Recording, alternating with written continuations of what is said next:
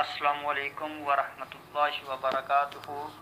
میں نبیل احمد، ضلع کوٹلی، تحصیل چڑوئی۔ میرے دوست نے سوال کیا ہے، تو سوال نماز عشاء ہے، اس کے بعد جو ہم 3 وتر پڑھتے ہیں، تو کہ ایک آدمی نے کہا ہے کہ رات کو تہجد پڑھنی ہے، تو وتر جو ہیں یہ بعد میں پڑھنے، تہجد پڑھنے کے بعد 3 وتر پڑھنے، تو اس کے بارے میں رہنمائی فرمانا۔ وعلیکم السلام ورحمۃ اللہ وبرکاتہ۔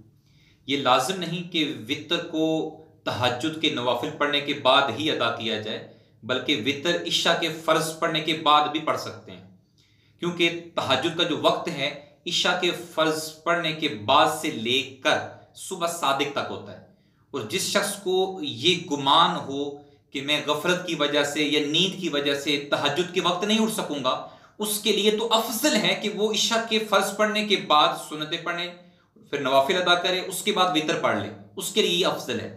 اور جس شخص کو یہ یقین ہو، پختہ یقین ہو، وثوق ہو کہ میں تہجد کے وقت اٹھوں گا، تو اس کے لیے افضل ہے کہ وہ پچھلی رات اٹھے اور پہلے تہجد کی نماز ادا کرے، پھر وتر۔